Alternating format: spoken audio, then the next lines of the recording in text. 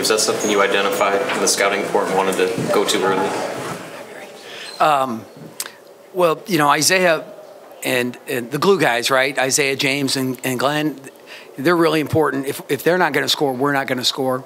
And we just thought that, Isaiah's versatility at the 4 or 5 would be an advantage. He's a little bit stronger than McDermott and a little bit more mobile than their 2 centers, and Fowler and Brunk. And so, just if we could move him around some.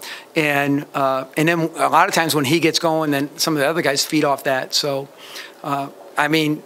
we knew we didn't have an advantage at the guards at all. Those guys are so tough.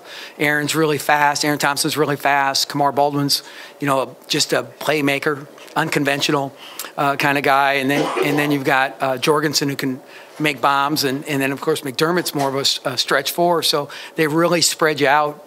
I thought Lavelle did a good job going middle, screen, and roll.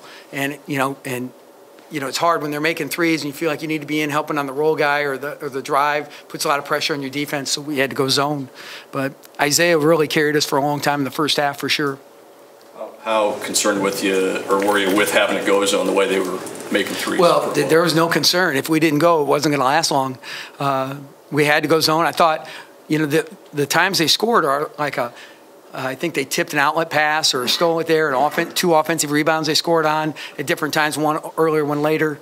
I thought a kid 25, Christian David, made some hustle plays that way late. But really, it's a tough zone to penetrate, especially with your 2 long guys in there. But we were fanning out to the shooters, so they got us a couple times, but I thought it was good for us. And then, you don't exert as much energy in the zone, and that's important for us too. So it was good for us tonight. And, they haven't seen it that much, and it's a short turnaround, and so you might be able to play it more. So that's always good in postseason. You're almost surprised that your guys' legs have held up with only playing 6 or 7 guys, and they're playing pretty serious minutes, but still playing pretty hard. Yeah, I keep looking for a guy to be tired, and Johnny sometimes kind of, gets his tongue out there a little bit, but the rest of the guys look really good to me. And, good problem to have if you're a college kid, play too much. What was your level of concern, kind of the not again, after the start, obviously, with the way things I think we were behind every game in Chicago, weren't we, though? Right? We were behind Rutgers the whole time. I don't know about Maryland, I guess, but I know we're behind Wisconsin the whole time. I just kind of thought, oh, here we go again. We got to dig out of a hole. If you're going to get down early. How proud are you of this team to come out and perform underneath 10,000 plus for the NIT?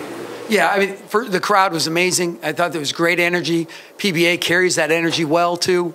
And I thought our guys, Butler came out with a better edge than we did, and we knew they could shoot the ball. I don't know that tape does them justice. They're faster than they look on tape. We kept telling our guys they're a very fast team, and they can turn you over also with those guards. They've got great length and quickness, and they can really shoot it. And then all of a sudden you give up your first 7 threes or whatever. Like, oh, coach, that's what you meant, right? And so I thought that we warmed to the fight, and I think we got it squared away about halftime finally, but we couldn't get over the edge for a long time. But really, that was kind of the motif the whole last 5 games, really. There's no doubt you show animation on the sideline, but when Johnny gets going there towards the end of the second half, you're just letting it all out there. Yeah, how do you not celebrate that? That and Tanner's technical. those are. Was there a reason you decided to take the mic at the end of the game there? One of the administrators, Mark, asked me to. And I thought, first of all, with the Red Cross and all the flooding, but also just to say thanks for the season. I doubt if we'll come back here. The first question I asked was, how's TCU doing? All right, so I thought we still might come back, but you never know. Now we won't. But so just to say thanks. Feels like you guys have had kind of your backs up against the wall, like majority of the season or second half of the season. What is it about right now that's working, that's allowing you guys to kind of punch out of it? I think the biggest thing is just what I said in Chicago, which is, you get your 3 main guys that have accepted these role guys, unconditionally. And so, there's a few mistakes here and there. Maybe one of those guys makes, like Thor or Johnny or even Brady. And they don't you know, they don't evaluate, they don't judge. They just, they know what their strengths are, and they work from a position of strength. So I think that's really important, first of all. Second of all, the fearlessness of the guys on the bench, you know, I mean, that are coming into a new role and just embracing it. I think that's really important to do, first of all. I thought Johnny for a little while was a little bit worried about a couple of things. I'm like, Johnny, man, you got nothing to worry about. Just go. Even when Thor gave up the 3 in the second half, after I threatened him pretty good at halftime, I'm like, Thor, you just have to be ready to go back in. I mean, did you think you covered it? Coach, I was all over him, you know, and Jorgensen hit a really tough shot. So those guys, I want those guys to be able to play fearlessly. I think it's great. About 3 weeks ago, you guys lost to Michigan, and I think a lot of people thought the season was over. It's obviously not over, and you've explained, you know, the acceptance of the role, guys, but very simply, why have you guys kept winning? Why are you still alive? Well, we've kept winning because we scored more points than the other team, all right?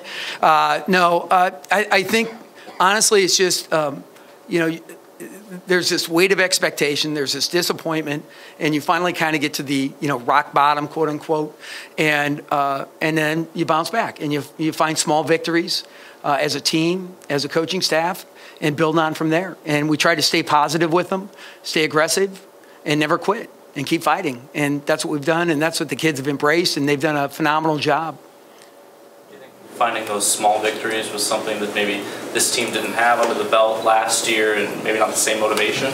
I don't know about that. I mean, I don't think it was ever a lack of motivation. It's more of a resilience and a belief in yourself and those things. How did you notice that throughout the game? Today, how did I notice what? The resilience and the belief. Just the fact that just their body language, and you know, I saw Roby kind of just reset himself a couple times. Like, you know, you could see that disappointment on something went wrong, and then there'd be a play down the end. You could see him take a breath and just like talk to himself in a positive manner, and just those little things like that, you know. Coach, where do you feel like you're at with all this uncertainty and coming off the floor there? I mean, what, you know, where are you at right now? Yeah, well, I love coaching Nebraska. It's been a blessing to be the coach here. Barry's here. He knows what it's like to coach in this arena. Barry, I really appreciate you being here and bringing Butler in. We thank you, and you're on the committee, and we thank you for believing in us to be in the tournament too. Don't thank me too much. Yeah, yeah, I know. Well, you know, but honestly, and these are tough jobs, and it's a big boy business, and you know, I don't.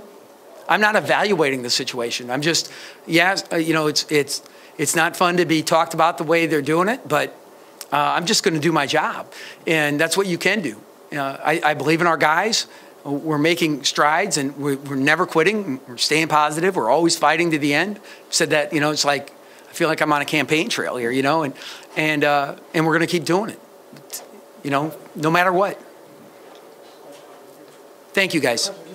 Thanks, Phil.